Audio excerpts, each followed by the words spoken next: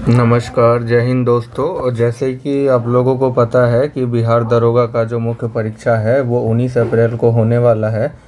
तो इसको मद्देनज़र रखते हुए जो आप लोगों के लिए सबसे महत्वपूर्ण है कि बिहार में अब तक के जितने भी एग्ज़ाम हुए हैं आप उन सब का क्वेश्चन एक बार गो थ्रू कर जाइए, चाहे वो बीपीएससी हो या आपका बीएसएससी हो या आपका जो भी अन्य एग्ज़ाम हो, आप सबका क्वेश्चन देख जाइए, जिससे कि आपको वहाँ पे कोई भी क्वेश्चन आपको बाउंसर ना मिले। इसी क्रम को हम लोग कंटिन्यू रखने का प्रयास करेंगे, आप लोग का रिस्पांस के ऊपर है। तो पहला सेगमेंट हम लोग आज एंशिएंट इंडिया को देखने वाले हैं। तो चलिए फटाफट हम क्वेश्चन को देखेंगे, ठीक है। और आप थोड़ा बहुत एक्सप्लेनेशन पे भी ध्यान दीजिएगा, क्योंकि जब भी कथन और कारण वाले प्रश्न आते हैं तो आप लोग देखते हैं वहाँ पे आपको थोड़ा सा डेप्थ नॉलेज का होना अनिवार्य है। तो पहला क्वेश्चन है आपके सामने यहाँ पे कि कृषि की शुरुआत संभवतः हुई थी। तो कृषि का जो शुरुआत है वो 7000 ईसा पूर्व के आसपास हुआ था। अगर हम बात करें तो इसका प्रारंभिक साक्ष्य जो है हमको मेहरगढ़ से प्राप्त हुआ है। जबकि नवीनतम खोज की अगर बात करें तो लहुड़ा देव होगा। और इसका जो प्रमाण है वो हमको 9000 से लेकर के 8000 ईसा पूर्व की जानकारी देता है। अगला क्वेश्चन है कि भारतीय उपमहाद्वीप में लोहे का प्रयोग कब शुरू हुआ था। तो लोहे का जो प्रयोग है अगर हम उसकी बात करें तो दिए गए विकल्प में आपका कोई भी उत्तर नहीं होगा। इसका आंसर ई होगा, उपयुक्त में से कोई नहीं। क्योंकि लोहे की अगर हम बात करें तो इसका जो है 4200 ईसा पूर्व जो है इसका प्रमाण हमको मिलता है। और कहाँ से मिलता है? ये तमिलनाडु से मिलता है। तो इसका आंसर जो है हमारा ई राइट हो जाएगा। नेक्स्ट क्वेश्चन है हमारा यहाँ पे कि भारत में पशुपालन के कृषि के प्राचीनतम साक्ष्य प्राप्त हुए हैं। तो पशुपालन के सबसे जो प्राचीन साक्ष्य भारत में वो मेहरगढ़ से प्राप्त हुए हैं। मेहरगढ़ की बात करें तो ये बलूचिस्तान प्रांत में पड़ता है, बोलन नदी के किनारे है ये। और 7000 ईसा पूर्व जो है इसकी हमें जानकारी प्राप्त होती है। अगला प्रश्न है कि प्रतिनूतन काल समाप्ति की तिथि है। तो जो प्रतिनूतन काल की समाप्ति की तिथि है वो 10,000 ईसा पूर्व मानी जाती है। देखिए जो भी एंशिएंट इंडिया का क्वेश्चन होगा या मिडाइवल हिस्ट्री का होगा उसका कोई एग्जैक्ट डेट नहीं होगा, तो आपको आसपास के ही चीज़ों पर ध्यान देना है। नेक्स्ट क्वेश्चन देखिए, अगला क्वेश्चन है हमारा यहाँ पे कि मनुष्य द्वारा सबसे पहले जो है किस धातु का उपयोग किया गया था। तो वो जो है तांबा का उपयोग किया गया था मनुष्य के द्वारा, और ये 5000 BC में किया गया था। प्रथम मानव जीवन भारत की किस नदी घाटी से प्राप्त हुआ है। तो ये नर्मदा नदी की घाटी से जो है मानव जीवाश्म की प्राप्ति हुई है भारत में। और 1982 में जो है अरुण सोनकिया ने होशंगाबाद जिले से नर्मदा घाटी के हथनौरा स्थल से जो है मानव का कपाल और हाथियों का जीवाश्म प्राप्त किया है। हथनौरा से बात करें तो यहाँ से भारत में प्रथम मानव जीवन हमको जीवाश्म देखने को मिलता है। अगला क्वेश्चन है कि भारत की प्राचीनतम संस्कृति कौन सी है। तो वो पूरा पाषाणिक संस्कृति जो है इसका सही जवाब हो जाएगा। और जो पूरा पाषाणिक संस्कृति है ये 2.5 लाख ईसा पूर्व से लेकर 10,000 ईसा पूर्व तक माना जाता है। भारत में विश्वविख्यात शैल चित्रकला कहाँ स्थित है। तो जो शैल चित्रकला है भारत में ये भीमबेटका से मिलता है। भीमबेटका की अगर बात करें तो ये मध्य प्रदेश में रायसेन जिले में जो है ये एक अवस्थित स्थल है, पूरा स्थल है। यहाँ से आदि मानव द्वारा बनाए गए शैल चित्र और शैलाश्रयों के लिए ये प्रसिद्ध है।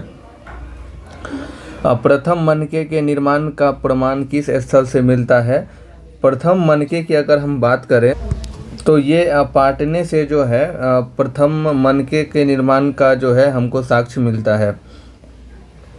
और जो पाटने हैं ये महाराष्ट्र के जलगांव में स्थित है। अगला क्वेश्चन है कि चिरांदपुरा स्थल किस प्राचीनतम संस्कृति के अवशेष मिले हैं। तो जो चिरांद है ये आपका बिहार के सारण जिले में स्थित है और यहाँ से नव पाषाणिक संस्कृति के जो है हमें अवशेष मिलते हैं।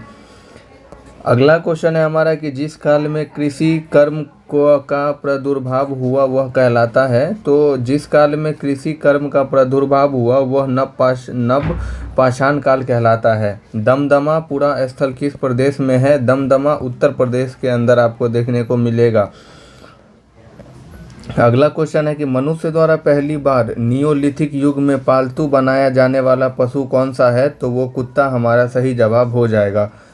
नियोलिथिक का अर्थ क्या होता है? नियोलिथिक का अर्थ होता है नव पाषाण काल। नियोलिथिक की अगर हम बात करें तो इसका अर्थ नव पाषाण होता है। और पाषाण काल को जो है 3 चरणों में बांटा जाता है, पूरा पाषाण, मध्य पाषाण और नव पाषाण।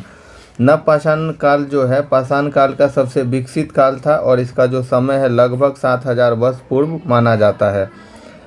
पाषाण युग में काटने के लिए सामान्यतः प्रयुक्त उपकरण को क्या कहा जाता था?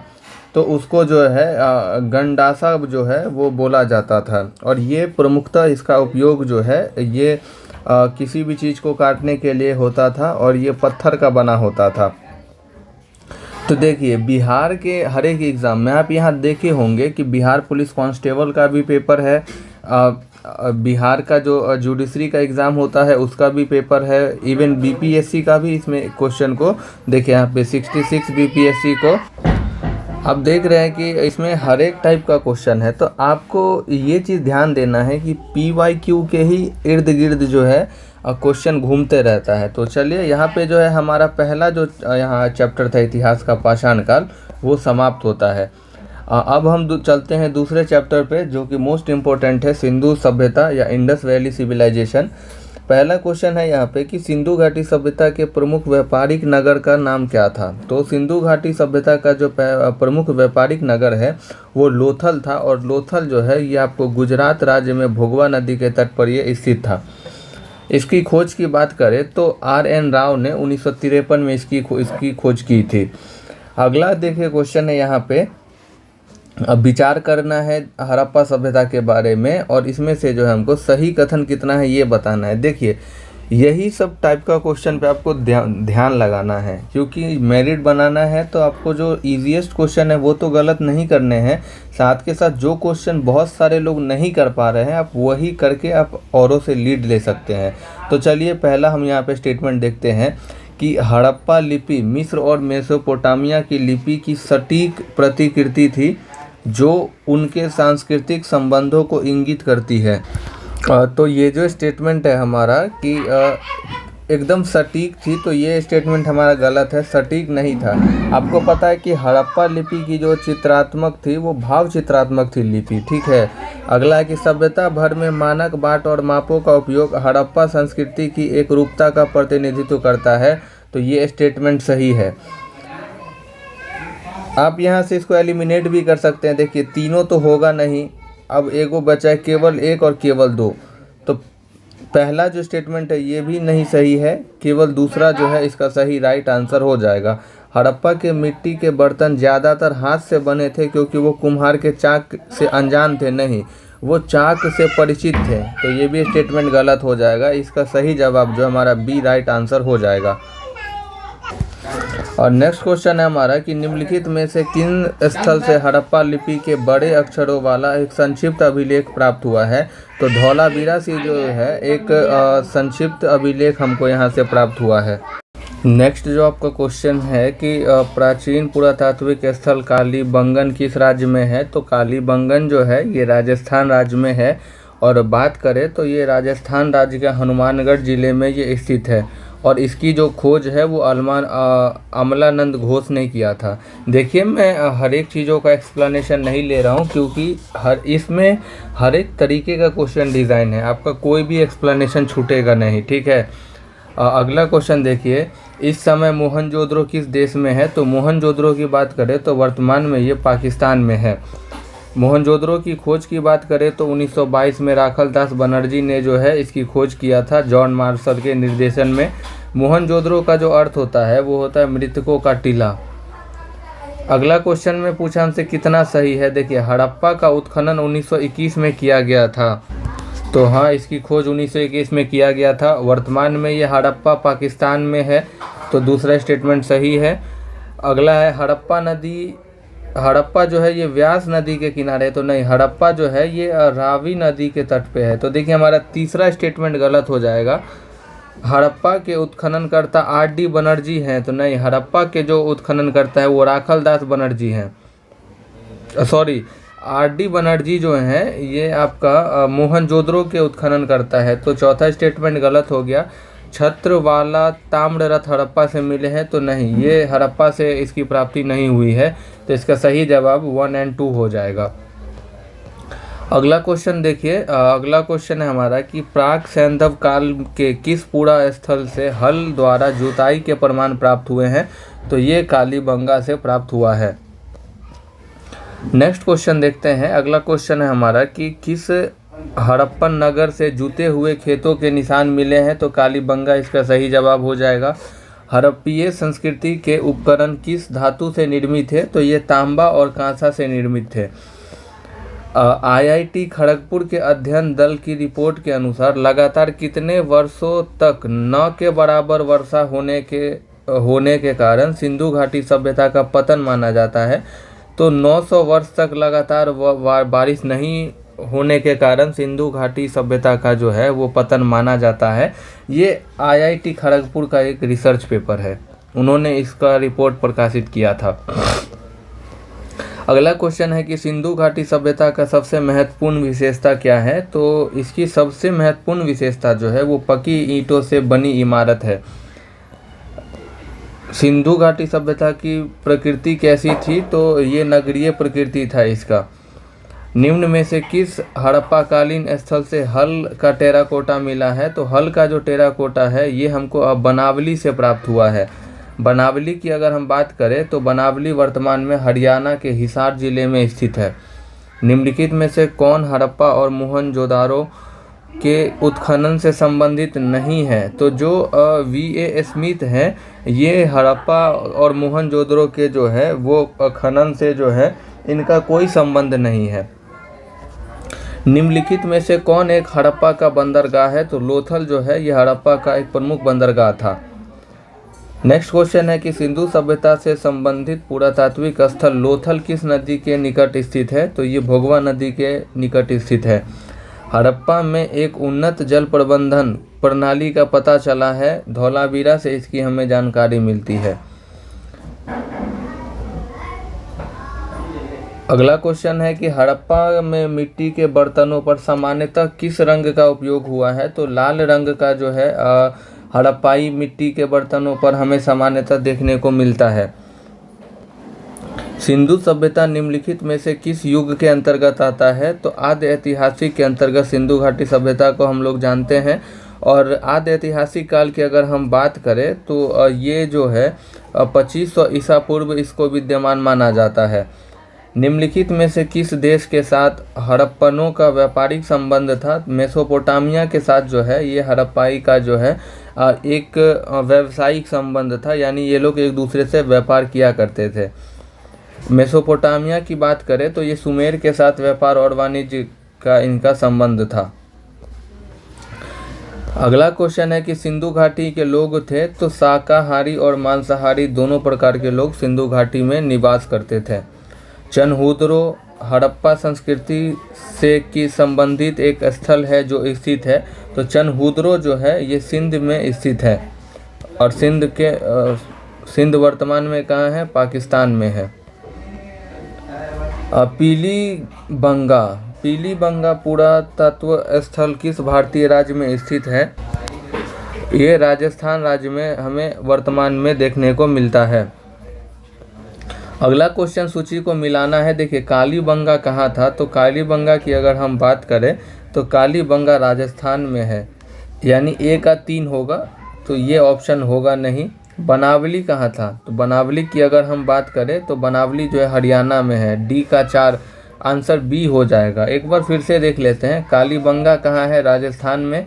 सुरकोटदा भुज यानी कच्छ गुजरात का क्षेत्र हो गया। कोट दीजी कहाँ है? सिंध में। और बनावली कहाँ है? हरियाणा में।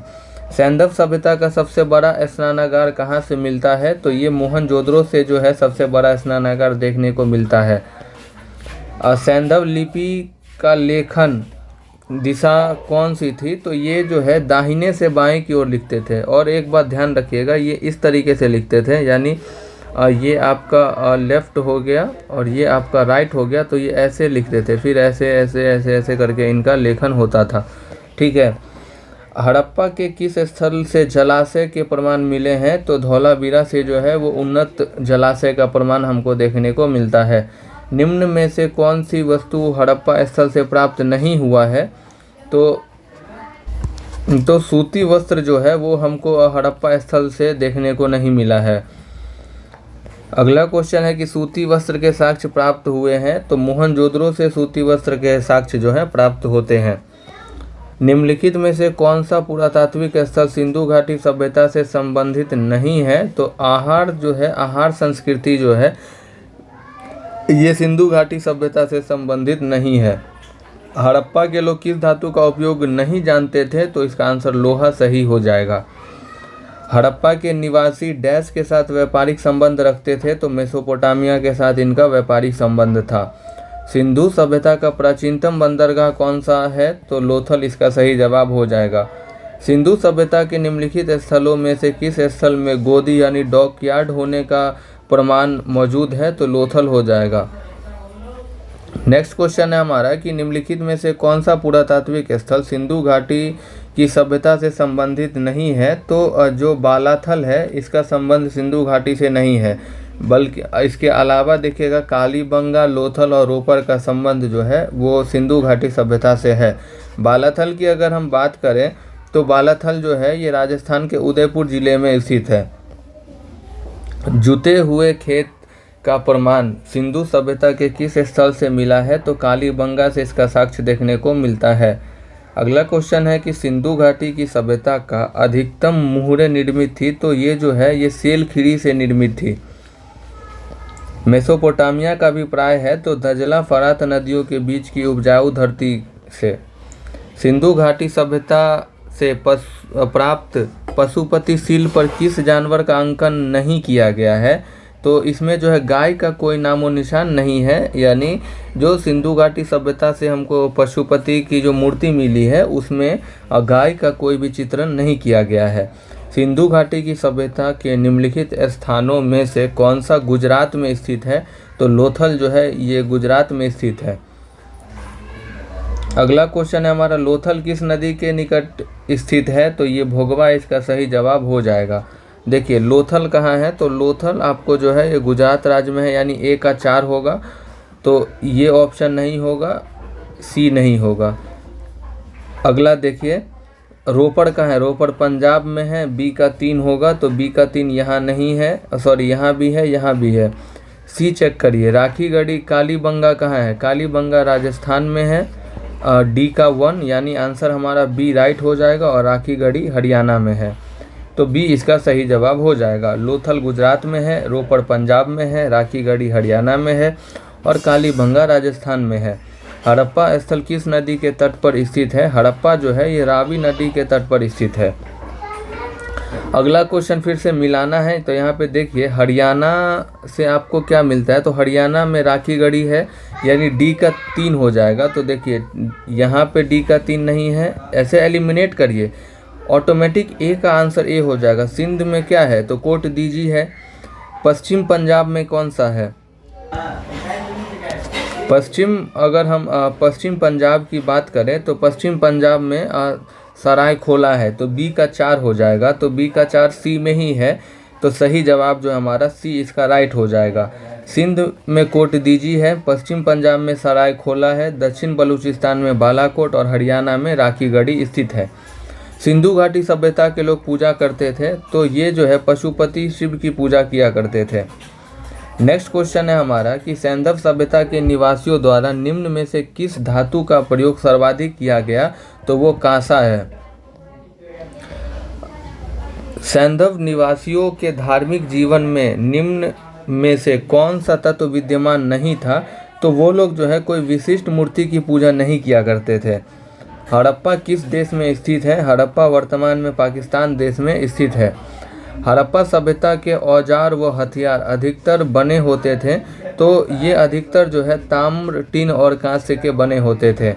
मोहनजोदड़ो की खोज R.D. बनर्जी ने कब किया था? तो 1922 ईस्वी में मोहनजोदड़ो की खोज की गई थी। नेक्स्ट क्वेश्चन है कि कौन सा सैंधव स्थल जो है पंजाब में है? तो दिए गए विकल्प में अगर आप